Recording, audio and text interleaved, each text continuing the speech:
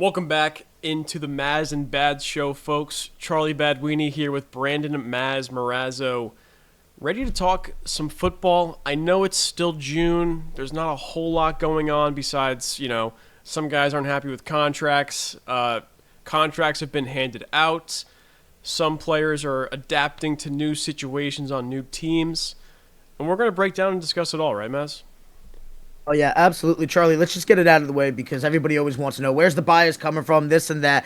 Listen, I'm a Cowboys fan. You're a Jets fan. It just is what it is. We're going to have preconceived notions, but I would say this: I think we are harder on our teams than the average fans are. So I think people can expect us holding each other and our teams more accountable down the road. So it's just like, yeah, we're gonna break this down, and if you feel that it's biased, so be it. I don't think it's going to be. I think we're going to get after it. And I think I'm here for cold, hard truths. And I know we're going to be getting into both of our teams. But first, I believe our trip takes us down to the Sunshine State. That is correct. I think definitely the biggest NFL news of the past week, at least, is definitely got to be Jacksonville Jaguars quarterback Trevor Lawrence inking a 5-year, $275 million extension with the Jags. It ties Joe Burrow for the highest paid quarterback on a per year basis. Trevor Lawrence getting $55 million a year from the Jags. Maz, what is your instant reaction to hearing that number and that he ties Joe Burrow for highest paid on a per year basis? Foremost, no disrespect. What the hell has he done to deserve that? I understand locking up your quarterback for the future. How many times are you going to be able to get your hands on a talent like that? But he's underperformed. And I am a guy who, as you know, had all the stake in Jacksonville coming into this year. I really thought that they were going to perform much better. I understand why they paid him, but listen, the stats just necessarily aren't backing it. I feel like Trevor Lawrence just doesn't come up in the moments that they need him to. I think that he needs to prove that he's worth this contract. And I think could be the year where, to make a statement, they're not winning anything, but I think expecting him to be better, you can absolutely put it on there. I mean, listen, he completed 65 and change as a completion percentage. Threw for 4,016 yards, which was great, but 21 touchdowns and 14 interceptions. I'm sorry, if your name was Dak Prescott doing that, the media would be out there crucifying you. So I don't disagree with you. Trevor Lawrence obviously isn't in that upper echelon of, like, if you're thinking you need a quarterback to lead you down the field, one drive to win the game, one touchdown drive. Trevor Lawrence isn't probably in the first 8 names you think of, 8 or 9, 8 or even 10 you could say probably. However, where I will defend Jacksonville here is it's usually typically always a good idea to give a guy like your up and coming quarterback in Trevor Lawrence and your up and coming young superstar QB the contract that he can at the time, because it's only going to look better as time goes on. Like, if you look at the guys who are coming up on extension talks, you got Dak Prescott, who we will definitely get into in just a little bit. Tua's going to sign an extension this summer at some point that is going to probably exceed Trevor Lawrence, because of his longer tenure in the NFL and what he's done with his stats. And then Jordan Love, who is going to get a contract extension based off of what he did last year. And I think once you see the numbers for those guys, especially Tua, especially Jordan Love, I think the Lawrence contract is going to be a bit more palatable. Sure. I don't think you're wrong at all. Like I said, when Baker Mayfield's outperforming you, I think you just need to be better for me. Now, granted, he did have Mike Evans, but, let's not act like Tampa Bay was this crazy team, and I just think that he has not lived up to the hype. This is a guy who they said, this is the next Andrew Luck. This is the next great prospect. Peyton Manning, yes, what have you. I like Trevor Lawrence. I want Jacksonville to succeed because I'm sick of hearing everybody saying that they're moving to London or that nobody cares about them. This is a franchise that could finally get something done. It's just he needs to be better, I believe.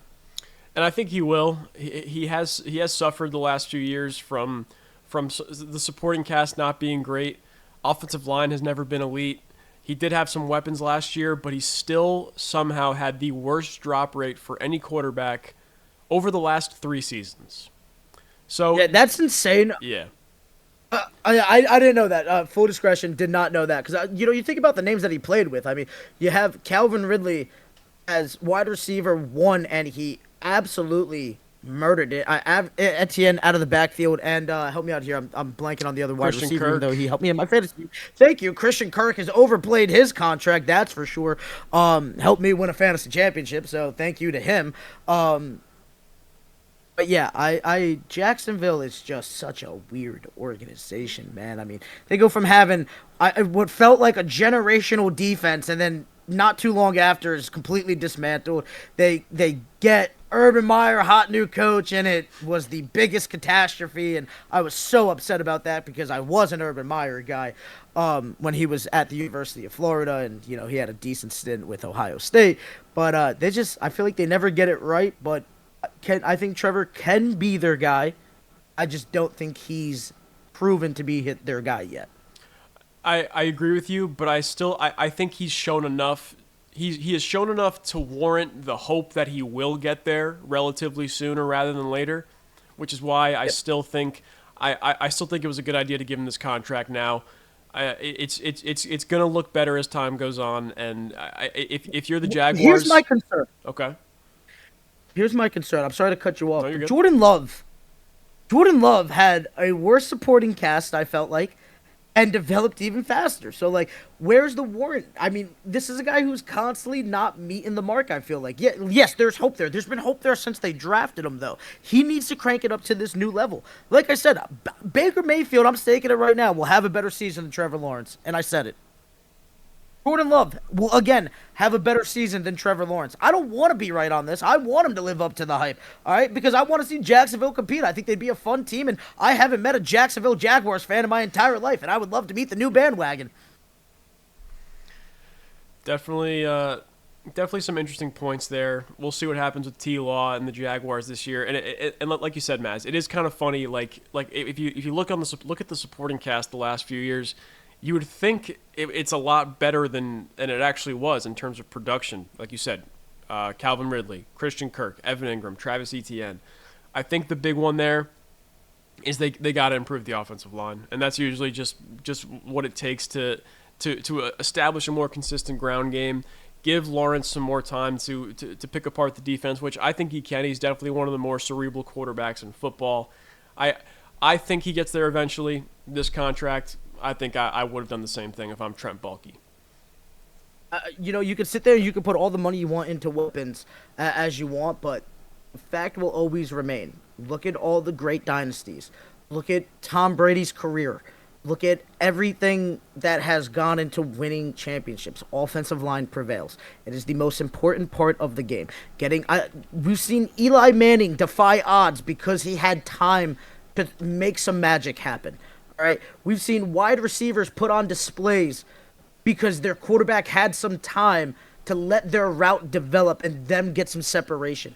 The offensive line for me will forever and always be maybe not the crown jewel for what people think, but you can't put the jewel in the case until you build the mantle. And you gotta establish the mantle, my friend. Definitely need to see the Jaguars take on a bit more of a contending role this year. As we know, last year started the season great. I think they were like 7-2 at one point, and they limped their way to the finish line. Didn't even end up making the playoffs. And there's gonna be some question. It's a hot seat year for the Jaguars. If they can't turn it around, Doug Peterson definitely on his way out as the coach. They're definitely gonna want to see if they can replace him. But I think that's the problem, though, right? When are they going to get some consistency, right? I mean, it's been – I can't even name the Jaguars coaches over the years, because I just feel like it's a nonstop carousel of, hey, come on by. Oh, you're not getting us where we needed to be. Like, dude, for the love of God, let somebody sink in a hook and actually build something up, all right? It wasn't going to be Urban Meyer. You went with Doug Peterson. Give him some time, I feel like. Yeah. You cannot constantly blame him for – things not proven. You're the guys that are building the team. The Khans are building the team. Let's be honest. I know Tony Khan's running AEW. They own Fulham, and Father Khan has his hands in there too. I couldn't even tell you who the damn GM is anymore. But I think it's the team building, not necessarily on the coaching all the time. Like, at least with Doug Peterson, for me, I don't think they're losing because of Doug Peterson's decisions. I think they're losing because talent's underperforming. Yeah. Yeah, we'll see how the Jags do this year. I'm also a Doug EP fan, but entering year 3, if there isn't a play like year 1, they made the playoffs, they won a playoff game. If there isn't at least a playoff berth this year, I'd fire him too. I think I'd ride with him for one more year, you know? Okay. That's just me personally.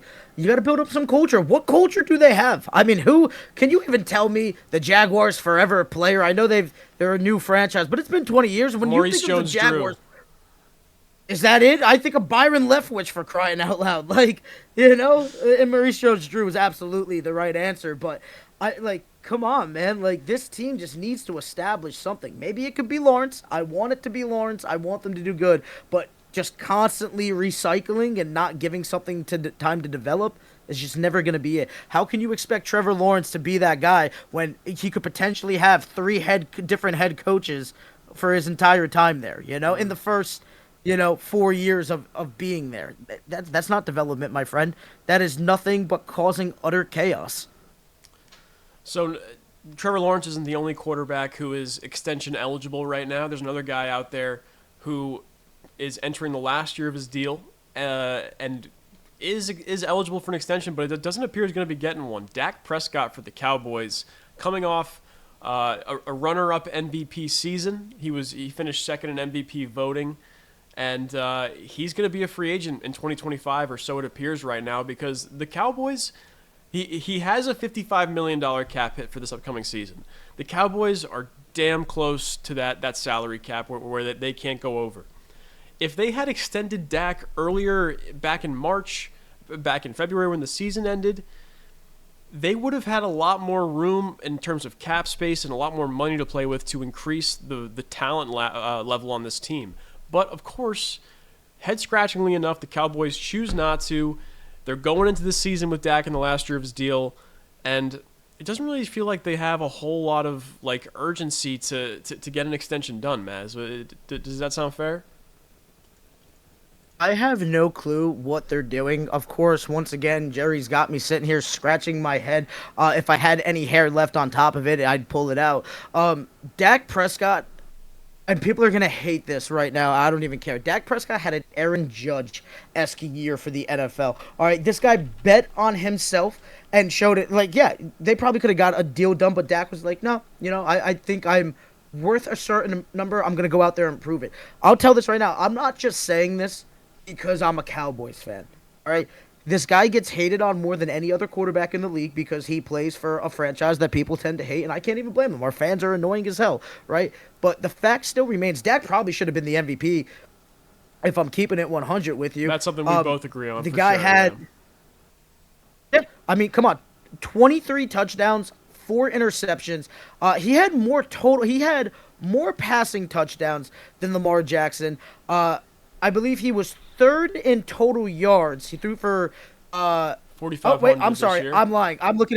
Sorry, I'm completely wrong. It was 36 touchdowns, 9 interceptions. I was looking at the wrong damn line. All right, threw for 4,516 yards, which was top 3 in the league. A QBR rating that was just off the charts for me. More total touchdowns than Lamar Jackson, while having a worse defense, which could have been better coming into the season, but they had injuries, and Baltimore definitely had the better defense. This is a guy who I think deserves to get paid. Now, here's the thing, though, right? I think Dak shouldn't be thinking so much about the money. We just did a basketball podcast, and I just got done telling you how OG Anunoby is a guy that's not going to make his money off the court, so he needs to get all that he can with prioritizing money. Dak's the opposite face here. Yeah. It's the polar opposite here. You have the only person who's going to get more endorsements than you is Patty Mahomes because he's winning rings. All right? You are the face of the Dallas Cowboys. As long as you're performing, all right, and you're the quarterback of the Cowboys, there's always going to be off-field opportunities. I can't blame a man for wanting his money, especially when he played like that, but how did Tom Brady win championships? He took pay cuts. All right? I think Dak should be thinking about taking a pay cut here, right? and acquiring some of these talents. Same thing with CD Lamb. I think CD should be thinking about. I know he wants to be high paid, especially with Justin Jefferson getting his money. I think. Do you guys want to be paid or do you guys want to win championships? Because more money is going to come in if you win championships. All right. But at the same time, when do you have a chance to get a top 10 quarterback, let alone Dak, who had a top 2 performance, which obviously the top performance in the regular season? Are you going to blame Dak for playoffs? Because I blamed defense last year. I blamed coaching basically every other year before that, whether it was Mike McCarthy or, God help me, Jason Garrett.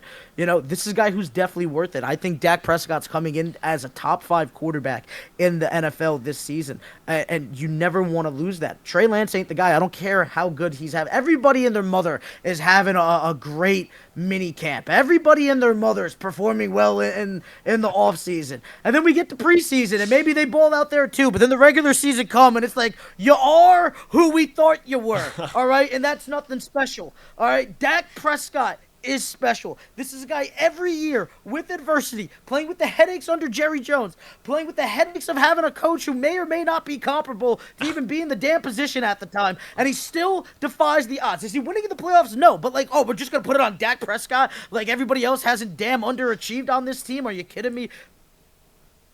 You cannot lose Dak, and if it's going to take the damn number, you get it done. But Dak should be thinking, you don't need to be the highest paid because you are going to make that up on the other end with the endorsements and everything else. I mean, I don't know about you.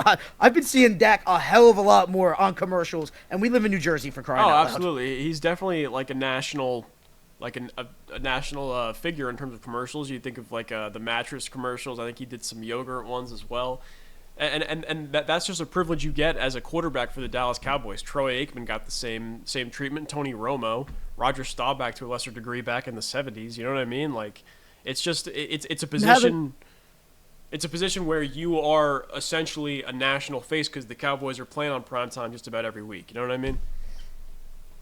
Buddy, I'm having trembles right now because he's at that tight end university in Nashville right now, and I know that the Titans are secretly there just talking in his ear like, hey, buddy, we value you. You can be our guy. We got Will Levis, but Will Levis can learn behind you, and you could be there for 4 years, and yada, yada, yada. I am petrified that he's going to fall in love with Nashville as I did when I went down there for a bachelor party for my brother-in-law a couple of years back. It's a great city, great place to be. I just hope that we don't lose out on him because Dak Prescott is a franchise quarterback. Dak Prescott can win you not just one Super Bowl, multiple Super Bowls. If the organization would be damn competent just one in their life, for the love of God, can we get a GM? And I'm also tired of the narrative that I'm tired of the narrative that he doesn't win in the playoffs as well. He has as many playoff wins as Lamar Jackson, Jalen Hurts, and one less than Marcus Mariota, which, I mean, if you even want to say that, that's, you know what I mean? I'm gonna be honest. You bringing up that actually just hurt the case for it. But Mariota's ahead of guys like Jalen Hurts and Lamar Jackson as well. So you know what I mean? It's not I feel like you can't hold that against him in terms of active quarterbacks who are playing right now in terms of playoff wins. Well, I think people are going to value the fact that Lamar has gotten to an AFC championship, right? Hurts has gotten to a Super Bowl, but I don't give a damn about any of that if you didn't win it.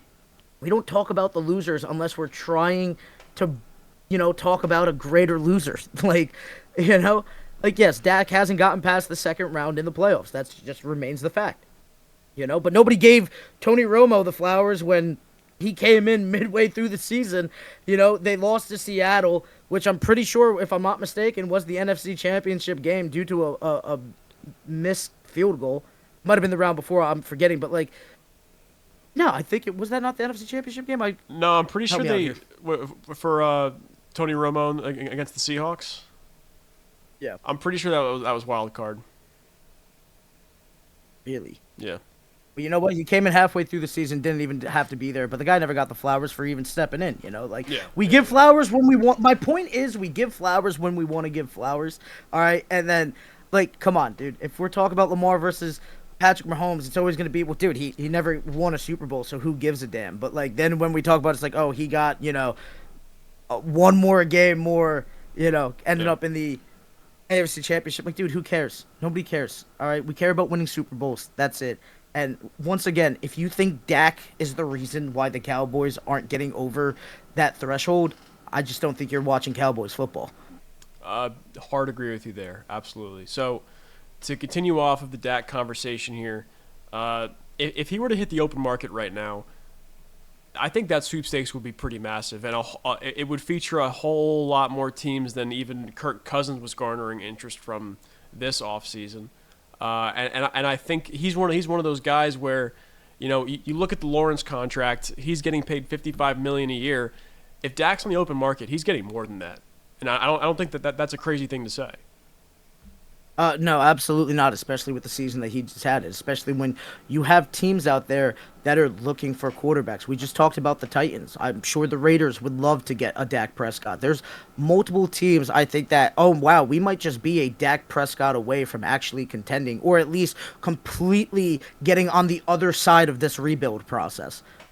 Not every day you stumble into a top 5 quarterback for the season coming up. You might be able to get it with him. He's been a top 10 quarterback since he's been in the league. All right. We saw him climb from off the list into the top 10 up to 7. Seemed like he wasn't going to get past 7 for a while. And then boom, the best quarterback in the NFL last season. And I don't care what you say, a top 5 quarterback coming in this year. When are you going to be able to get that? The draft's not going to get you that. If that was the case, the Browns would have generational talent after generational talent with the amount of first-round picks, number 1 overall picks that they've taken at quarterback over the years. There's dogs, and then there's pipples, and Dak is a pipple. I like that. I like that take for sure. I do think if he were on the open market, he would be one of the most coveted free agents in recent memory. Like you said, the Raiders, Titans. I could see the Giants if things don't work out this season. If they're able to win just enough games to stay out of the top 10, but still know that Daniel Jones and Drew Lock and Tommy DeVito aren't the answer, I could see them taking a big swing, trying to pluck from the Cowboys to improve their team and make them worse. You know what I mean? How ironic. That would just be like the most devious thing ever. Dak goes to the Giants and wins them a Super Bowl. That would be, oh yeah. After all the years of smack that they talked to him, right? Dak's not good, this and that, and now all of a sudden, oh yeah, I guess Dak's kind of good, and then even Cowboys fans, how many Cowboys fans are out there? Oh, we need to get rid of Dak. Dak's the problem, this and that. Like, you bum, shut up. Like, good God, just stop it. All right, I'll tell you right now, Dak will go down a better talent than Troy Aikman. And I said it. I'm not saying that I think Troy's going to have the better career, but in terms of throwing of the football, in terms of just, the way that the game's evolved and everything, like if you're going to take prime Troy or prime Dak and they're both going to have this Cowboys team, yeah, I think I'm still rocking with Dak because Michael Irvin was a hell of a guy to catch to, and, Emmitt Smith was the best running back in the league. I said it. Totally with you, and I'm actually pulling some numbers up now. What do you got for me? I'm looking at Troy Aikman versus Dak Prescott all time. Yep. Dak has played in 51 less games than Troy, right? Yep. He hasn't won he's won 19 less games than Aikman, but his completion percentage is 6 ticks higher. Troy has thrown for 3,000 more yards, but Dak has thrown 47 more touchdowns than him and 70 less interceptions in 50 less games. Listen, I'm always a big advocate of it's hard to compare because it's more of a passing game, right? But if it's more of a passing game, that means you have today. It's more of a passing game today than it was back then, is what I'm saying, right? If you have the chance of more at attempts, that means that there's more failures to it. I think there has been that many more attempts, and he's that much better with it. Like, that's how you compare quarterback play. If we were going to compare it to Dan Marino, I'm sure Dan Marino is going to be on the winning side of that. Like, I'm not saying that Troy's not good. I'm just saying everybody wants him to be Troy when, I'm sorry, I think he's better than Troy. Like, Troy is a great field general game manager, Let's not act like Troy didn't have the pinnacle of the league around him. Pinnacle line, pinnacle wide receiver, pinnacle running back, and a good defense. You know, Dak has had a defense that was supposed to be pinnacle, but then ends up getting injured.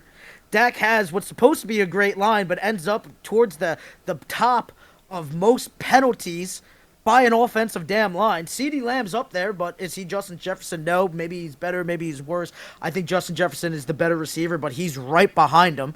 All right. Where's the running back been? Zeke really went downhill. And let's not forget about my favorite of all levels to this, coaching. Troy Aikman definitely had a better coach than Dak ever had combined. Yeah. Thank you. Yeah. I would absolutely take Mr. Johnson, Mr. Jimmy Johnson over both Jason Garrett and Mike McCarthy on the same staff. That's for damn sure. I might take Jimmy Johnson right now if I'm being completely honest with you. Get him out of the broadcasting booth. Bring him back on down to the field. I don't even hate Mike McCarthy. I really wish that there could have been like a way, like it would never have happened due to egos, and I can't blame it. But I really wish that there was a way to get, Bill Belichick in and Mike McCarthy just be an offense coordinator. I really wish we could have seen that happen. But to be fair, we'd probably be chopping more salaries than we are now if Belichick came in. So maybe that's not the best. But a man can dream acquiring, goats to join the organization.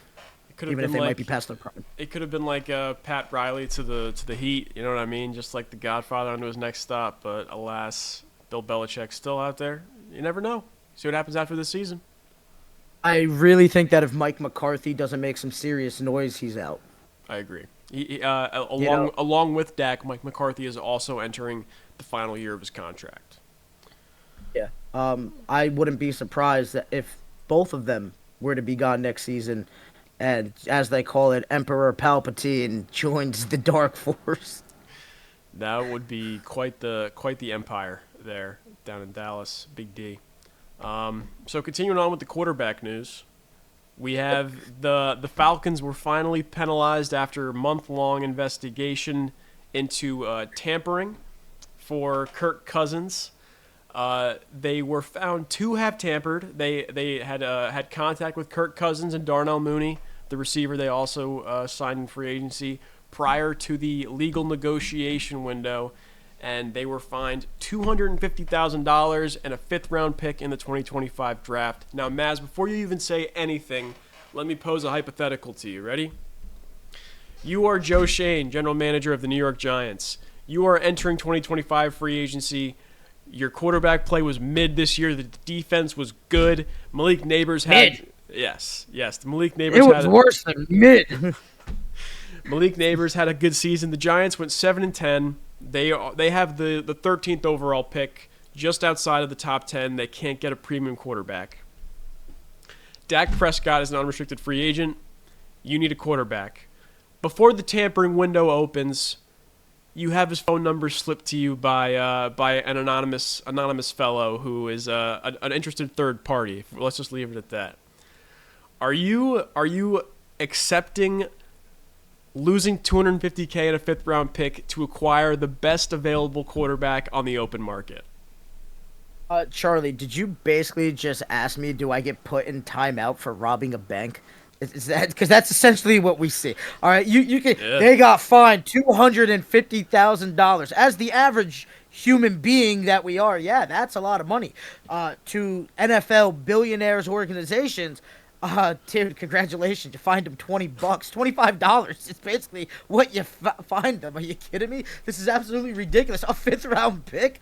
I mean, come on, bro. We see fifth-round picks not even make the final roster sometimes. Like this is a joke. This is a joke penalty. I don't even know why you would even enforce it. Like this is just absolutely stupid.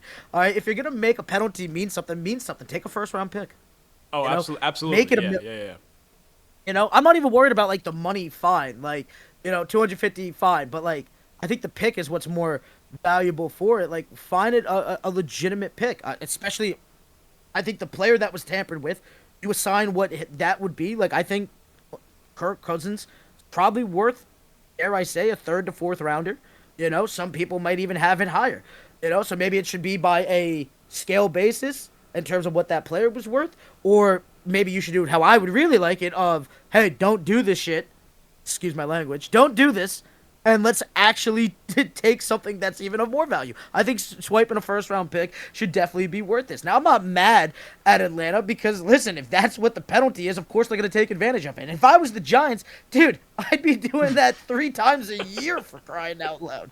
All right? Like, oh, right, take the picks. You're telling me that I just got a top 10 at the position, borderline a top 5, and all you're taking is $250,000 and a 5th-round pick? Oh, dude, go get me the best defensive lineman out there. Go get me the best offensive lineman out there. Go get me the best wide receiver out there. Like, whatever I could get my grubby paws on, I would be taking that risk. And yeah, is it gonna get worse each time? Sure, but like, how many times until it actually matters? Yeah, I think you hit the nail on the head there at the beginning where you said, are you saying I'm getting a timeout for robbing a bank? You know what I mean? What is that supposed to scare NFL teams away from doing like to tamper? Like this isn't a preventative measure. You're absolutely right.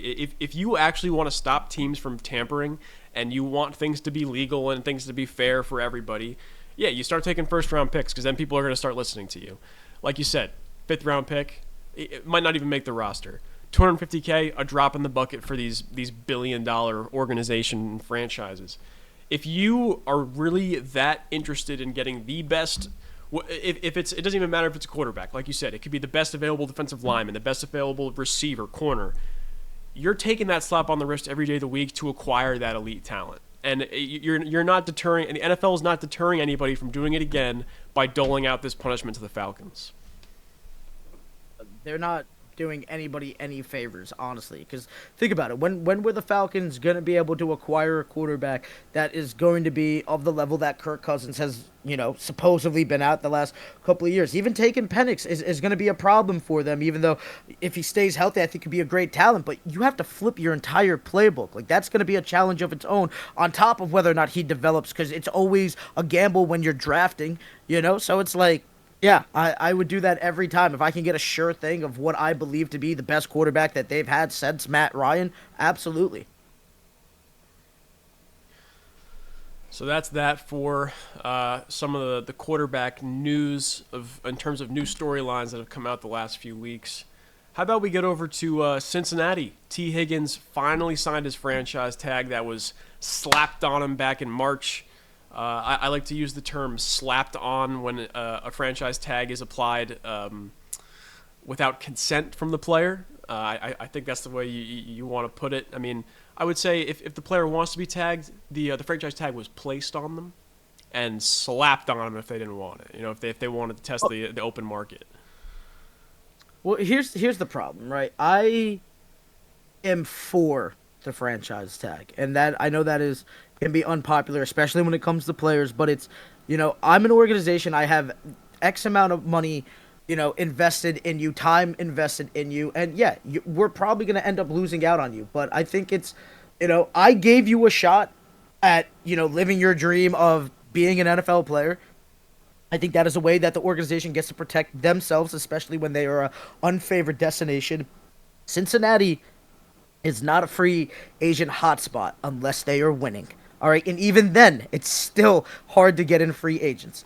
So I can't just let these guys walk out the door without some kind of protection. I'm for the franchise tag when it comes to organizations, especially because, listen, I know it's not the contract that they're looking for, but they are getting paid very well compensated for that one season. Now, hopefully they don't get injured. I understand the risk there, and I can understand why players wouldn't want to play under it. I get that, but to me, it's almost like the same way as, like, say, Eli Manning not wanting to go to the San Diego Chargers. I think there are certain teams that they have the rights to these guys. That's how the organization should work. I think that's how, I don't want to see guys just taking a year off and then getting out of it and then they can go wherever they want. Like, that's ridiculous. I like that we have transparency in the league, that it's as even as it can be, I think. And these are certain placements why they might not be favorable and can sometimes be unfair. I think they are necessary to keep that transparency in the league.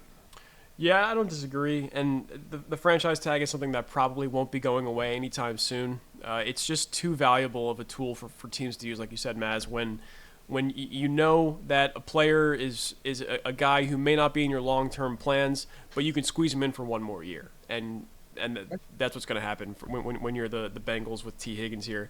And it's not like it's not a bad number, 21.8 million. Good for 11th highest paid receiver in football this upcoming season, which I think is a fair spot for a guy like T Higgins, who's obviously not a number one on his team. Could be maybe on another one, but we don't know that for sure yet. And you know, like you said, Cincinnati is not a hot spot for free agents. They've never been the team that doles out those big contracts, and even in the past few years, when they went on that Cinderella run to the Super Bowl 2 years ago with Burrow and Chase, in Chase's rookie year, they knew that from that season on they were going to have to start preparing to dole out that money, which is why they had to sign the name or sell the naming rights of the stadium. It went from Mike Brown Stadium to Paycor Stadium because they needed the money, the capital to pay Joe Burrow. They're going to need the capital to pay Jamar Chase, and just T Higgins is not going to be in those long-term cards for them. It's not that they see him as replaceable, but they see Joe Burrow and Jamar Chase as the two necessary, mandatory, keep at all cost pieces on offense. And T Higgins, as talented as he is, I'm a big fan of his game, just not in the cards going forward for them, I think. And they just want to get one more year out of that Jamar Chase T Higgins duo before they can legitimately find a long-term wide receiver 2 option, maybe in the draft, maybe in free agency. We'll see where it goes. I mean, can you blame them if you're the Cincinnati Bengals? I think I'm prioritizing the same too that they're prioritizing out of the three. Absolutely, for sure. You got your what should be providing injury and can stay healthy. Your guy of the future for quarterback and the present, and Jamar Chase, I believe, is the better receiver out of the two of them. No disrespect to T Higgins, it's just there is levels to this, and he is, I don't want to say the Robin to the Batman of Jamar Chase, but he is the Nightwing to the Batman of Jamar Chase. I like that. A step up from Robin is definitely a Nightwing for sure. More receiver drama. I mean, T Higgins, he initially was really against the franchise tag, right? Like he requested a trade. He didn't even want to be there, but he didn't have a whole lot of leverage thanks to the new CBA. Players can't really hold out anymore. It's more detrimental financially to them than it was in years past, and it just wasn't going to happen for T Higgins. So he'll be back this year. And we'll see what happens with his next team. But another receiver who is a bit you got something? What's up? Yeah, I think it's the players' union's fault too. Look at who's the head of it. You go over and look at other leagues like the NBA. They got people that are tested in U.S. politics and in Supreme Court rulings, for crying out loud. Like they have established killers and sharks that are their lawyers for it and the heads of their unions. And then you look at, what the NFL is bringing, and it's just like, oh, yeah, we got a former player, who's just like our lead guy leading it, and the league's just going to slap us around the entire time. Like, for the love of God, go out there as a players' union and invest some money into the people that are supposed to be protecting you. Because I do feel like a lot of the times the NFL comes out on the better side of these player dealings, right? And like I said, I like the transparency for the league, but I also cannot blame workers feeling like they are being treated unfairly, kind of. So I think just getting better representation in there for the pushback will be better for all parties. And let's just try to balance it out. I hate when guys sit out. I think that kills their careers. All right, look at Le'Veon Bell, prime example. All right, losing a year of football can completely derail your path. Look at Michael Vick, for crying out loud. All right, you go from shooting star career, maybe even shooting star to, man, he fell off type thing, so I never want to see guys, sit out, but I also don't want to see them get screwed either. But also paying a guy $21 million a year, I would not say is necessarily screwing him. There is risks where, moving forward, God forbid he gets injured, then that messes up his money down the line, but you're being compensated for the work that you're doing this season, I believe, fairly. Deshaun Watson, another name that comes to mind when you think of guys taking a year, or he had 2 years off, a season and a half, and he has not come back to the form he was in Houston. That's for damn sure. But yeah, I would say the franchise tag is inherently by nature is unfair to a player who, because in the long term you are losing money. you're getting a nice salary for that season coming up, but you're not getting that long-term security, that long-term payment. But that's besides the point. The franchise tag has been around for about as long as like unrestricted free agency has been, and the next CBA is not up for negotiation until 2032. So we don't. It's not like that's going to be changing anytime soon. So. You know what? That's the risk that you also assume. Like, it's they did offer you a contract. You said that you didn't want to sign it, type of thing, right? You thought that you're valued more, and you're more than entitled to do that. But there is risk that does come with that, so you're gonna be compensated fairly while you're here, but it is that risk of what happens to your future. Also, we always just talk about like injury because that's the most unfair thing to happen to a player. What happens if the player just is starts having down years? They start regressing. Like, that kind of stuff does happen. There's risk that comes with that. And I can't blame you for not signing the contract, but I can't blame the team neither for slapping it on you. So yeah, slapping it on is definitely the word of choice here for T. Higgins and the Commanders, or excuse me, the Bengals. Said the Commanders because that's the next thing we wanted to talk about. Not even specifically the Commanders, but Brandon Ayuk and the San Francisco 49ers. They've been on some rocky ground so far since the Niners lost the Super Bowl. Ayuk, extension eligible. Niners have not paid him yet, and there's been some trade rumors ever since the draft that the Niners could be moving one of Brandon Ayuk or Deebo Samuel.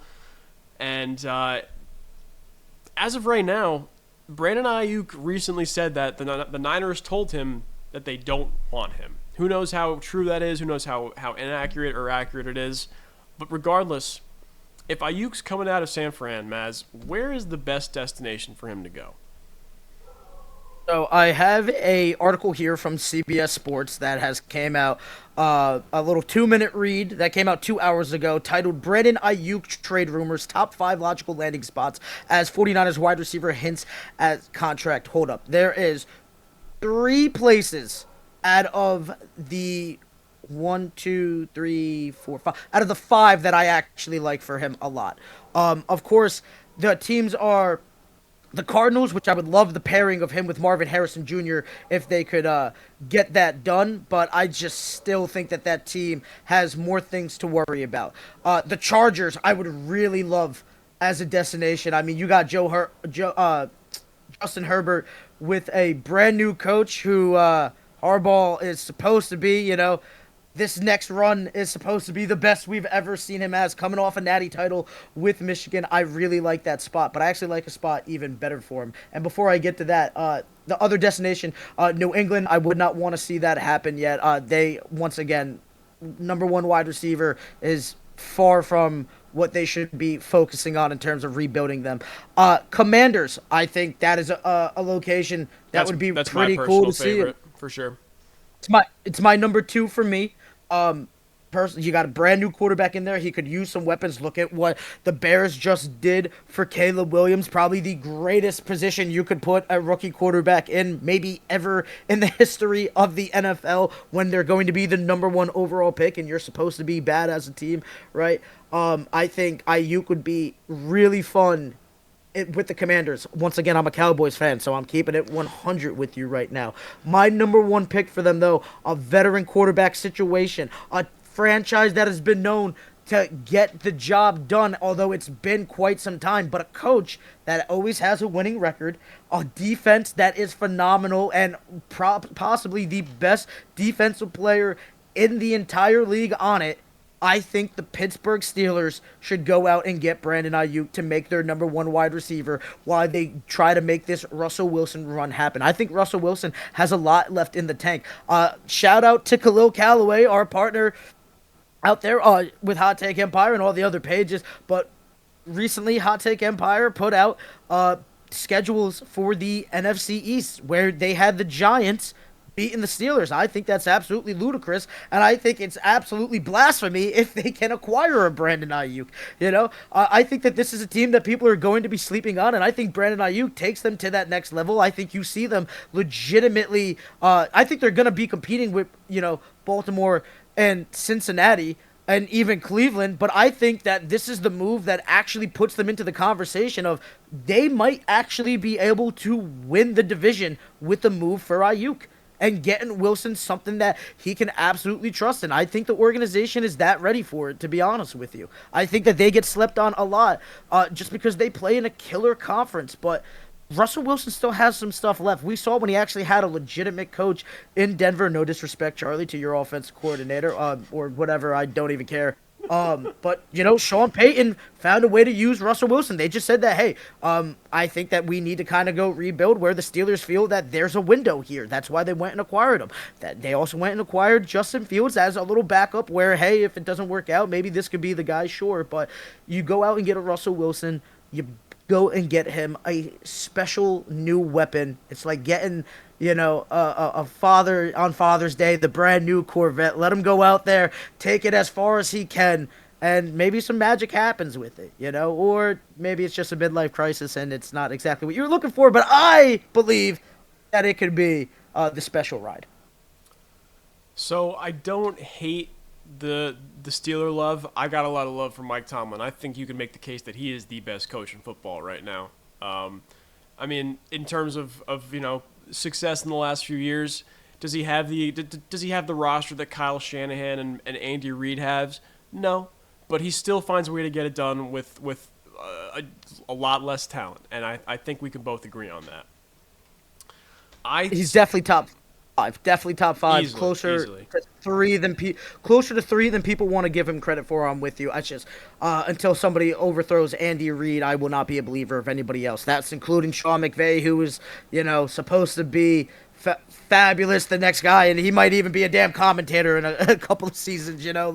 Until somebody overthrows Andy Reid, I will not give over that helm. And Bill Belichick's supposed to be coming back to the game, so we'll see what happens. But yeah, Mike Tomlin, phenomenal coach. Never has a losing season, I believe. He's the man. Yeah, he's absolutely always finds a way to somehow come away with a winning season without fail.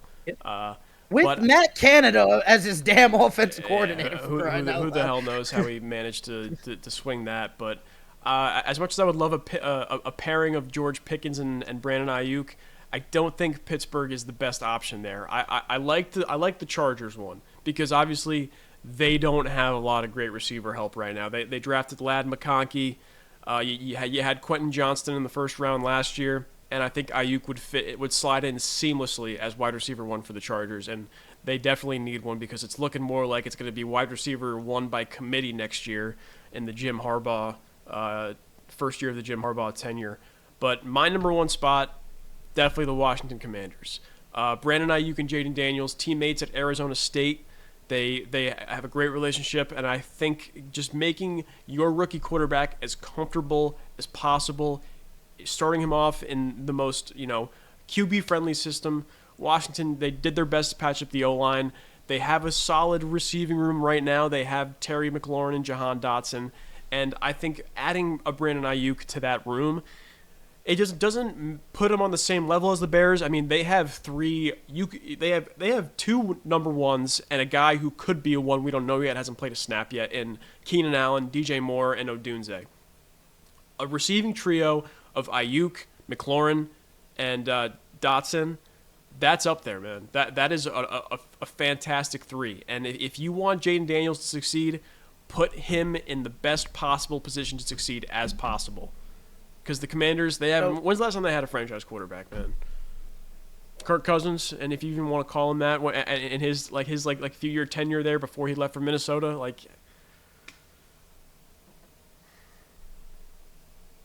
got nothing for you, buddy. Yeah. Who got their leg broken by Alex Smith.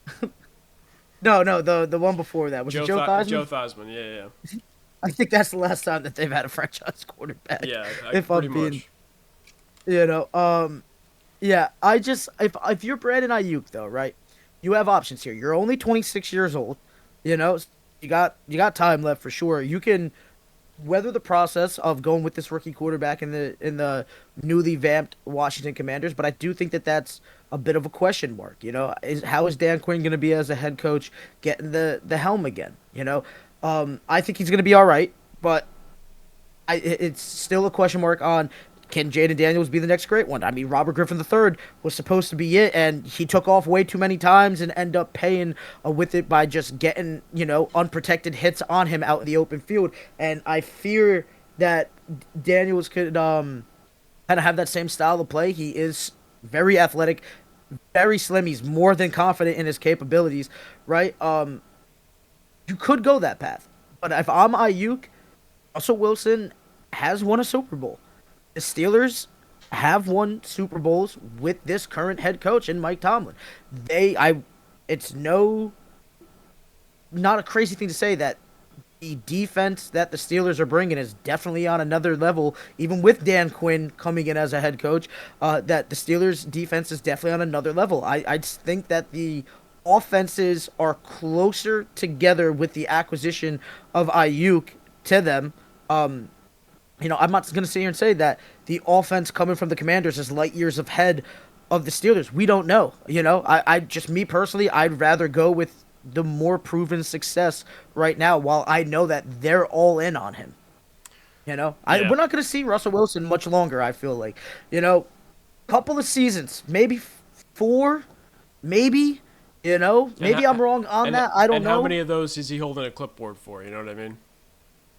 So it's like, that's exactly it. I think the Steelers are all in right now, and I think the Commanders are all in, but they're all in for the future.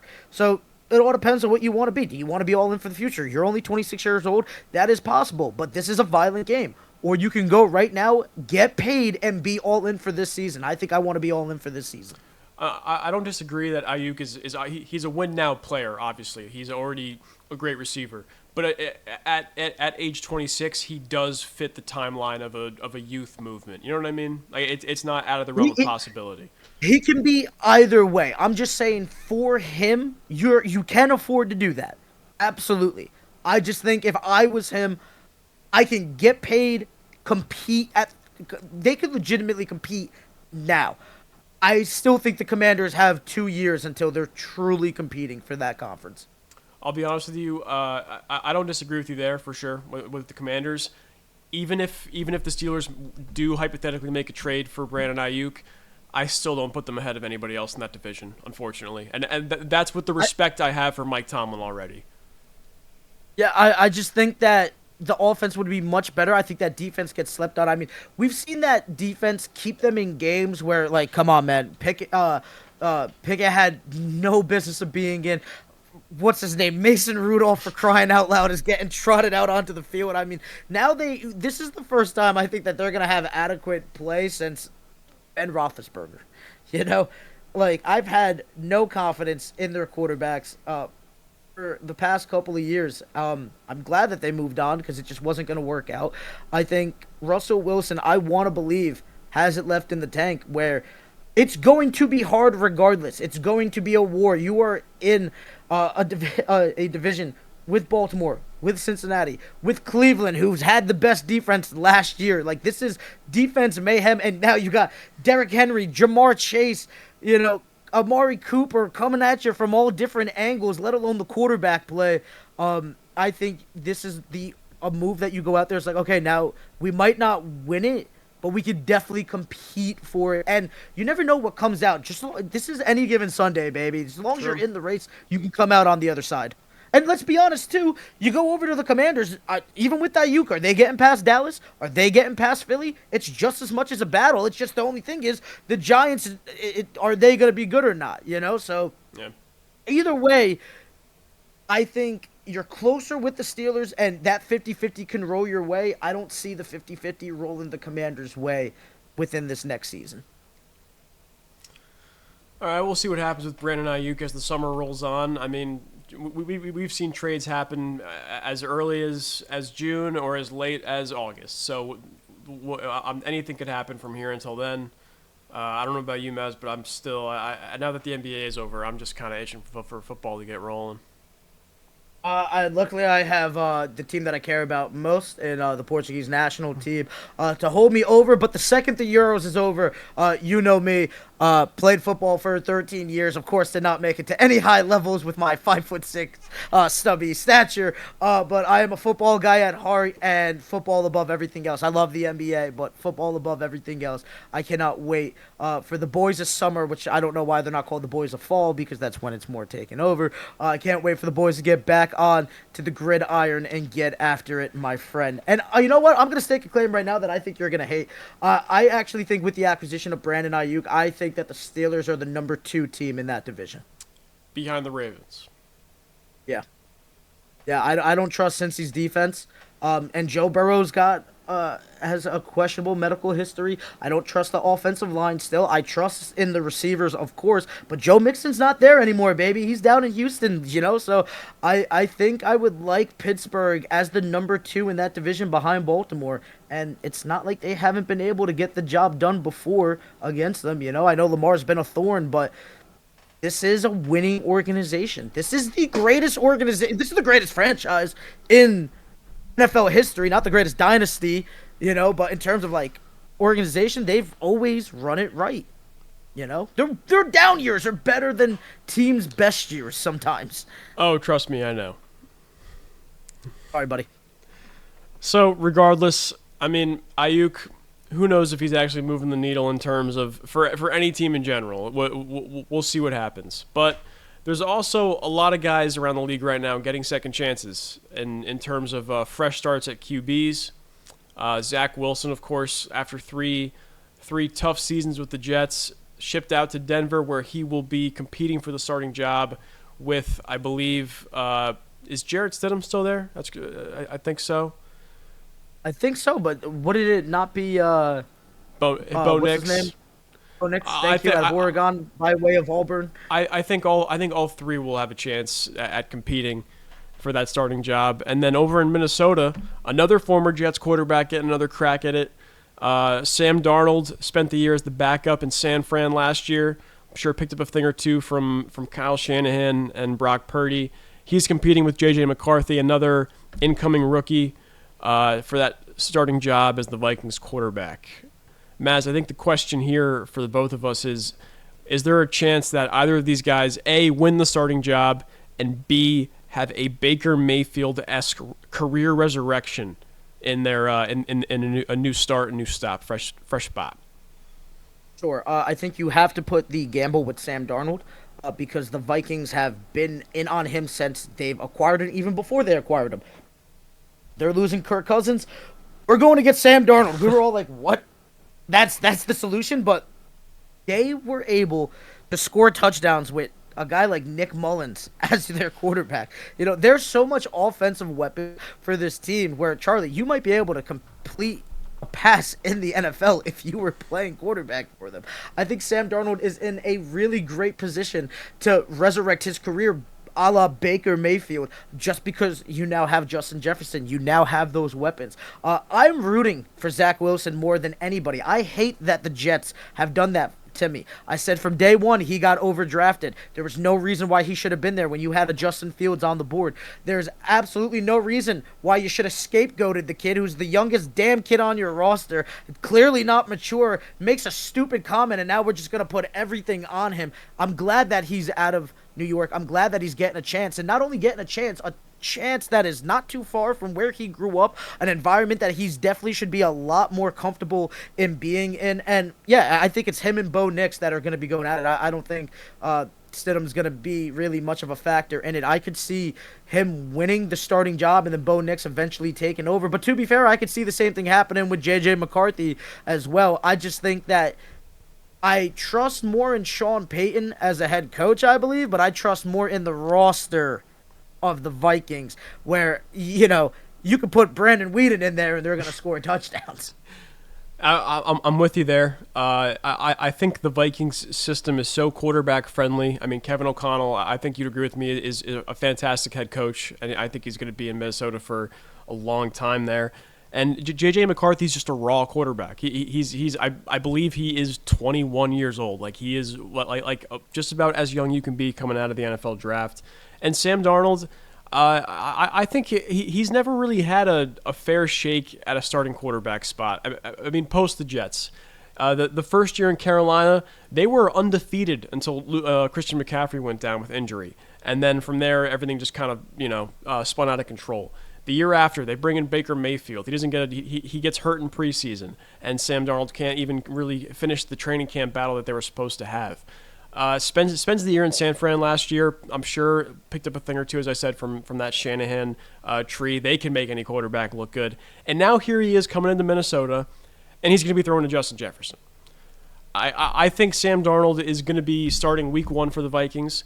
Not to say McCarthy doesn't have a chance to start later on down the season, but I think week 1, the Vikings are taking the season seriously. Sam Darnold is your week 1 starting quarterback. Now for the Broncos, Zach Wilson, I don't think wins the starting job. And I agree with a lot of the things you said. Got a raw deal here in New York. Got scapegoated for a lot of things.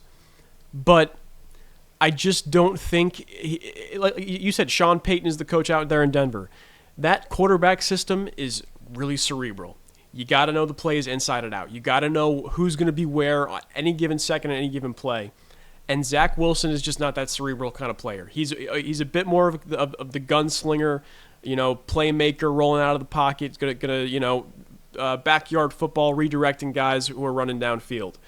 Bo Nix is a bit more of the guy of the Drew Brees style quarterback, where he knows the playbook like the back of his hand. He is gonna command that offense. He's gonna know the plays. He's gonna be attached to the hip with Sean Payton and Pete Carmichael, whoever the OC is over there. I think Bo Nix starts week 1 for the Broncos, as opposed to JJ McCarthy, because Bo Nix is 24 years old. He's a bit more mature up in the head mentally. He's older than Zach Wilson, and this is Zach Wilson's 4th year in the league. How funny is that? But I just think two different situations, two different quarterbacks. Zach Wilson, his first stop after being labeled the bust, and Sam Darnold now here. In almost year 6 or year 7 of his NFL career. So that's where the difference is for me with these two guys and these two teams and their situations at the quarterback spot. Yeah, I don't think you're entirely wrong. I think you've hit a lot of things on the head. I just think that I think I have some faith left in Zach Wilson. I mean, to go on the emotional roller coaster and then to be able to, that was the New York Jets, and then to be able to hit the reset button with a coach like Sean Payton. Like, if there's when I said that I had faith in Sean Payton, there was no knock against what's his name up with the Vikings, Kevin O'Connell. Yeah, Kevin O'Connell. It wasn't a knock on him. It's just that, like, he's more of the San Francisco's Kyle Shanahan kind of. Yeah, Kyle Shanahan kind of quarterback, where it's like, yeah, that offense is going to be nice. Is it going to be able to get over the hump? I don't know. I know Sean Payton has taken it all the way. This has been one of the best leaders at the head coaching position for me. Of course, yeah, Bounty Gates is staying on it, but listen, I mean, this is a guy that I just will not bet against. He is of that Mike Tomlin tier for me, where there's just guys that just get football and just turn what should be horrible situations into somewhat money and functionable things. I think that if there's anybody in this league that can get Zach Wilson on the right track, it is Sean Payton. Now, I would not be surprised if Bo Nix ends up winning the starting quarterback position. I just don't know if it's going to be week 1. We'll see what happens. And they might want Bo Nix to sit for a second just to make sure of, hey, we've lost some things. Lost a wide receiver in Judy. There's really Zach, buddy. We're kind of retooling this year. We kind of just need you to go out there and make some magic happen. That'd be great, but you might just need to take the beating right now until we feel that Bo has something adequate that's not going to get him thrown down into the turf. So we'll see. I think Zach Wilson is going to have an okay NFL career, and I think Denver is going to be a place that we see him for maybe 2-3+ seasons. So are we both in agreement here that neither Sam Darnold nor Zach Wilson will have a Baker Mayfield-esque year where they sign a 3-year, $96 million contract extension after the season's over to remain with that team? No, not with the team. I think Sam Darnold has a chance to get overpaid by another organization, but because you see JJ McCarthy sitting on that bench, they've already Yeah, said that's the future, that's it. Like, who was sitting on the bench for Tampa Bay? Baker comes out, makes some great plays, has the chemistry with Mike Evans. Yeah, I don't think either one of them is going to be able to have that Baker Mayfield-esque run strictly because of what's sitting either behind them for a little bit or jumping out right in front of them from the very get-go. Yeah, I 100% agree with you there. Baker Mayfield was competing with Kyle Trask last year in training camp, who was Oh, exactly. And then, like you said, you got 2 first-round picks on the bench behind both these guys, or in front of them, depending on where we are. But it's just not likely for both of them to stick around with these teams that they just recently signed and re-upped with. to be fair, there is, I think, a path where Sam Darnold definitely, if I had to put money on it, would have the more likely of it. I mean, we saw Trey Lance was supposed to be the 49ers guy. Jimmy Garoppolo was supposed to be the 49ers guy. And boom, Brock Purdy gets the chance. And it's like, why would we even switch off of this? Like, no, Yeah. get rid of the other two. This is what if Sam Darnold plays, he's got to come out. I'm talking Ryan Fitzpatrick magic for the first 6 weeks and then continue that past what Fitzpatrick was able to do and for the whole season. If he could come out of the gate, we won't see J.J. McCarthy this season. If he could come out of the gate and stay hot with it, there's no reason to even see him. We'll see what happens, though. But if I had to put money on it, yeah, it's definitely the other way. It's definitely with the Vikings. Yeah, I think we're generally in agreement there on that. Moving on, Austin Eckler had an interview this week talking about how his parting of ways with the Chargers, the only franchise he's ever played with in his entire NFL career. He claims that the Chargers were looking for a running back who's going to tote the rock 300-plus times a year, and that just did not align philosophically with Austin Eckler's play style and the new-look Jim Harbaugh Chargers. So, Mazz, what are your thoughts there? Austin Eckler dodging 300 carries in a season? I mean, listen, I get that he's 29 years old, and, this league has not been the favorite to running backs of recent years, especially with, when they literally just come, as people love to say, the old cliche, a dime a dozen. Every time you turn around, there's a new hot running back in the league. Dude, you're supposed to be like a poor man's Christian McCaffrey. They play similar styles. Look at McCaffrey out there, and with the injury history that he has and the bulk of carries not shying away from it, that's why he is the number 1 running back in the league. I don't want a guy who's shying away from that. Like, dude, you're here to go all in, all right? You could have done that with the Chargers. I was about to say San Diego. They were no longer San Diego, but they will forever be San Diego in my heart. You could have done that with the Chargers. You chose not to. If I'm hearing that and I'm Dan Quinn, I'm like, dude, what the hell did we just pay you for? Like, why are you here if you don't want the ball? Like, if you're on that field, you should want the ball 24/7. If you're not getting the ball, buddy, you better be laying down a block, damn it. Yeah. What are we talking about here? That is the most baffling statement I've ever heard from a player in recent memory. Yeah, no, I'm with you, and especially in an era where running backs are knocked for not being available or not being able to carry a full RB1 workload. You know what I mean? It doesn't make sense to me. Maybe he's kind of resigned to the fact that he's past that part of his career where he's going to sign a major long-term extension. I don't know. He's got a nice formidable 1-2 punch duo with Brian Robertson now with the Commanders, but yeah, I don't even think Austin Eckler has once even gotten near 300 in his career. I'm looking at his PFR page right now, and the 21 and 22 seasons were his highest career carry numbers.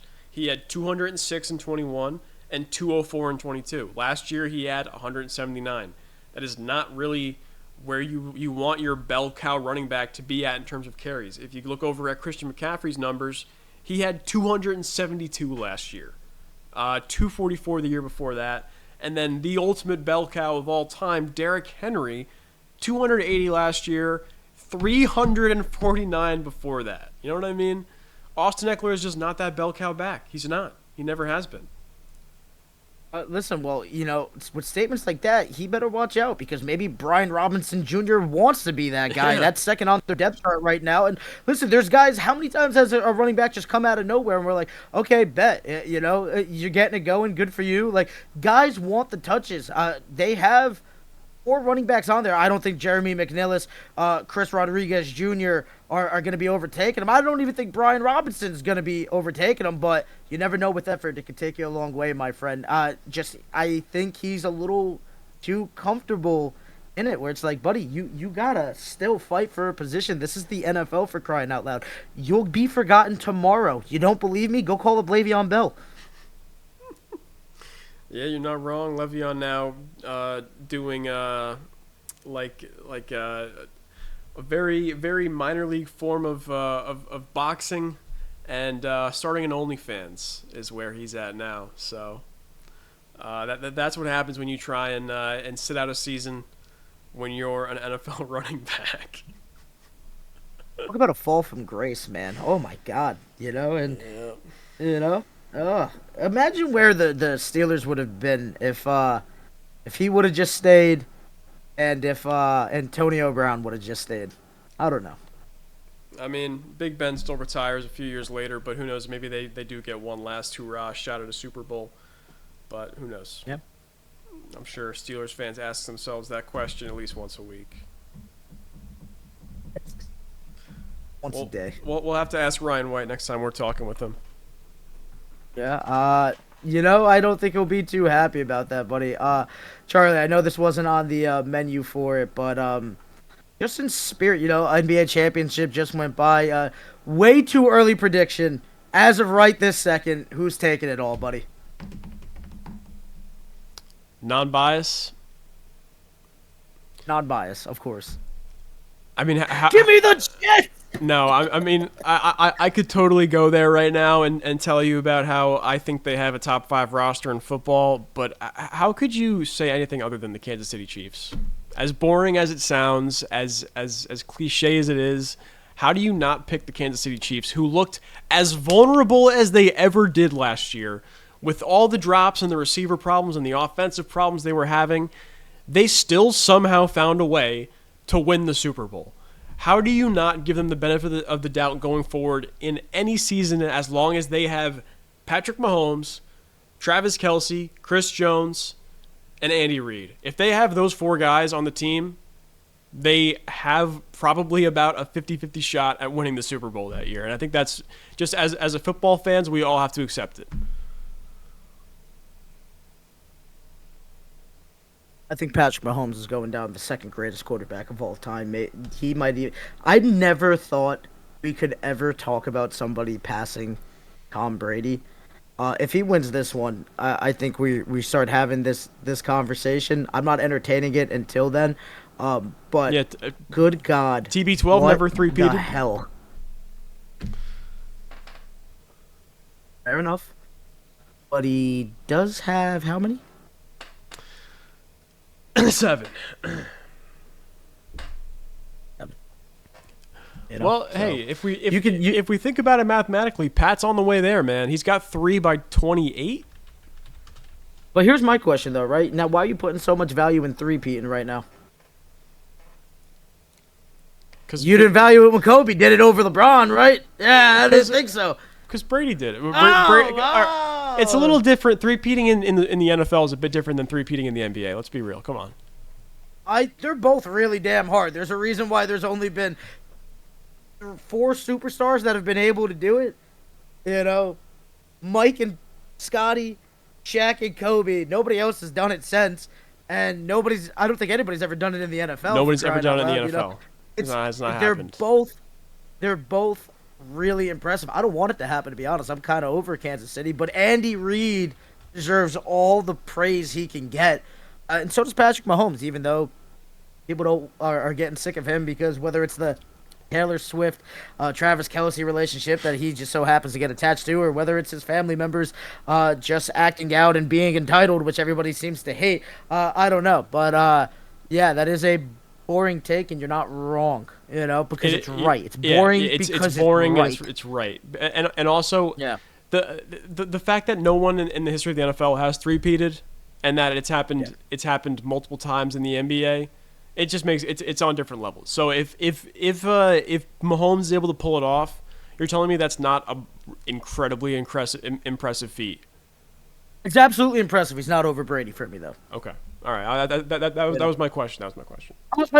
I will say this though. I think I already have him like fifth, maybe. It puts him over Montana. I think it puts him over. He's right there with Peyton. Honestly. Oh man. Yeah. He could cement himself as of next year. I think as the second greatest quarterback the league's ever seen, with room to move into the first spot. And who would have thought he was just sitting there at Texas Tech the entire time, and how many people passed over him? Chicago's happy that they're getting to make up with it, with Caleb Williams potentially. Yeah. But even Caleb at his height might not be Patrick Mahomes. Yeah. You just have no clue how he's going to adapt to the game. But good Lord, this just tells me that scouting departments of the NFL just don't mean a damn thing like they used to. It's a crapshoot. If they ever, come on, man. If everybody had the information of hindsight 2020, he goes first time every time, and you might just not want to draft afterwards if you can't get him in it. I got nothing for you, buddy. Guys get paid and to come out wrong, and you know what? Sometimes we might get paid to be wrong, and that's just how the cookie crumbles. But hey, it is what it is. If I had to put money on it, I think San Francisco, if they're keeping the band together, just has to get it done, right? I don't love Brock Purdy. I love the story, but I wouldn't want Brock Purdy as my quarterback personally. I just think that roster is just so good. I think that they're going to be hungry. I think that Shanahan is finally trying to shake of, hey, dude, you blow it in the big game every time. Look at Atlanta, now look at San Francisco. Multiple times, I think he has the chip on his shoulder. I think he needs to get it done this season. I don't know if he needs to get it done this season. I think he's earned the right. Of course, he hasn't won the big one yet. He has not achieved. Oh, he's not going anywhere. Yeah. I'm not saying he's going anywhere. I'm just saying that, for him, dude, this has to happen. If it doesn't happen, where do you go from here? Do you trade Ayuk? You might want to start talking about a different quarterback. I don't know. What else do you want? You have everything. Yeah. Even the guy who's not supposed to be the great quarterback is playing really good. So I don't know. If I'm Shanahan, I'm losing my mind of what is it going to take. It's almost like when you look back at the NBA of the '90s, and how many great players and teams and coaches didn't win a championship because they played in that Michael Jordan era. You think about the '90s Knicks with Patrick Ewing. You think about the Supersonics with the Glove and Sean Kemp, Karl Malone and John Stockton and those Jazz teams. All basically, as depressing as it sounds, a footnote in the history of the NBA because of Michael Jordan. And you might be seeing the same thing here now, that great teams and great players will not reach the mountain because they played in the Patrick Mahomes era. You know what I mean? Sure, but I also will give the benefit of the doubt to those 90s NBA teams. I don't think the Knicks' second best player was John Stockton, for crying out loud. They did not have the depth to go at it with it, with the Michael Jordan's team. Same thing with any of them. Everyone that you just named, I don't think really had the depth or the roster. They might have had the star power to get after it, even though they didn't have the star, but I think, outside of quarterback, there's really not much difference in the roster. Yes, Travis Kelce, but George Kittle has an argument for being the second best tight end in the game, right? They have the better running back. They have the better defense. They have the better wide receiving core, They just don't have the better head coach or the better quarterback. And that's really what it boils down to, huh?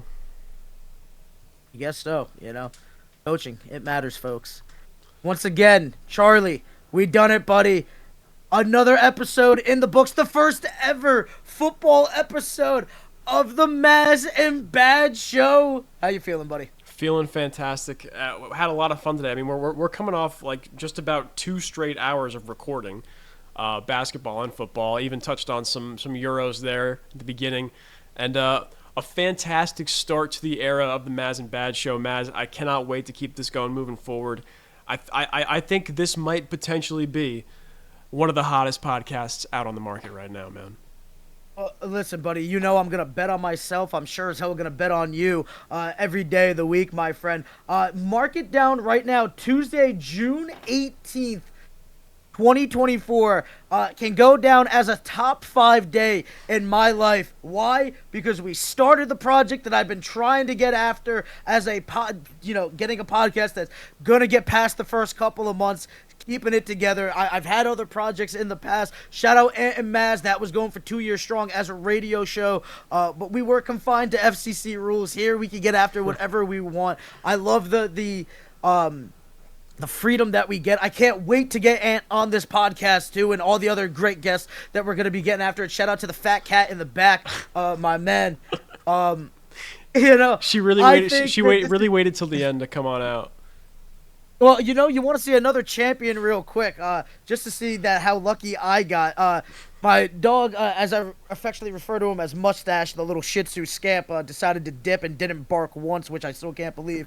But if you look over to the side, you will see my man King just been sleeping this entire time. The mailman did not come by, and we didn't have to stop once due to animals. So that is absolutely great. Another reason why this is a great day, and I get to see Portugal to play.